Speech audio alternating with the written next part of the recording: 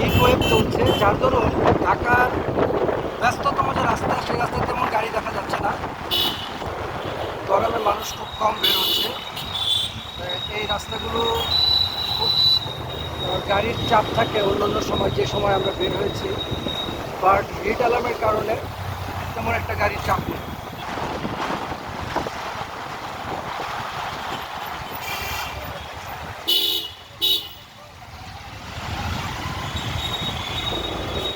ব্যস্ততম গুলশান মহাখালী সড়কে আসলাম।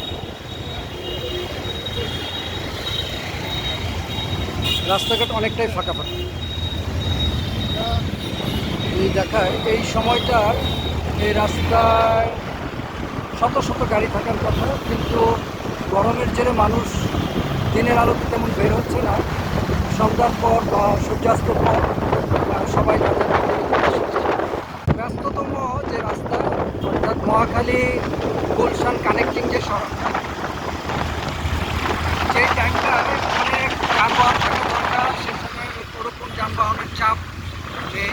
একেবারে খুব হালকা পাতলা যানবাহন চলছে। মূলত প্রচণ্ড রোদের তাপে।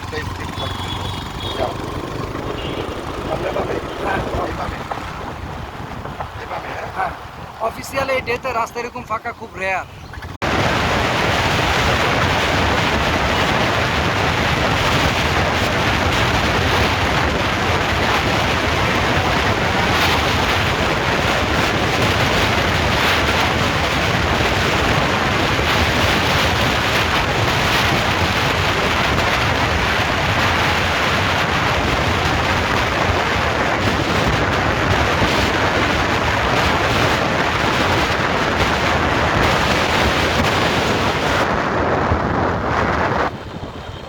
সবচেয়ে ঢাকার একটি ব্যস্ততম প্রগতি সরণি, সে প্রগতি সরণি রাস্তার এই